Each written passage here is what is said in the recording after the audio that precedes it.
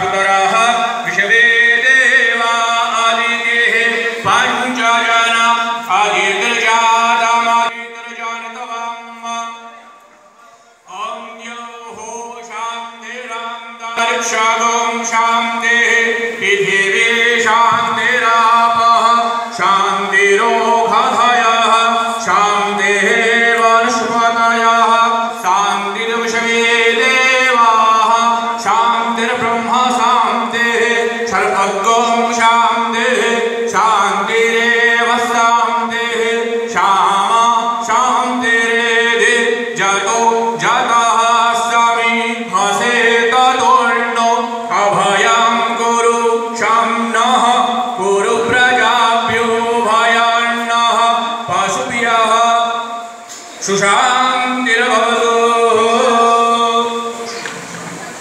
स्वस्ति नो श्रीमन्महागणाधिपतये नमः।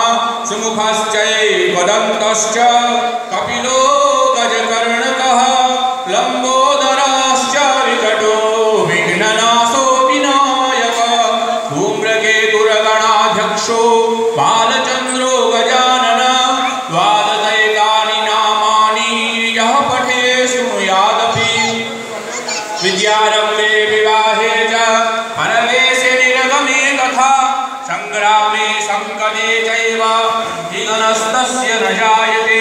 शुक्लाम्बरधरं देवं शशिवर्णं चतुर्भुजं प्रसन्नवदनं ध्यायेत् सर्वविघ्नोपशान्तये।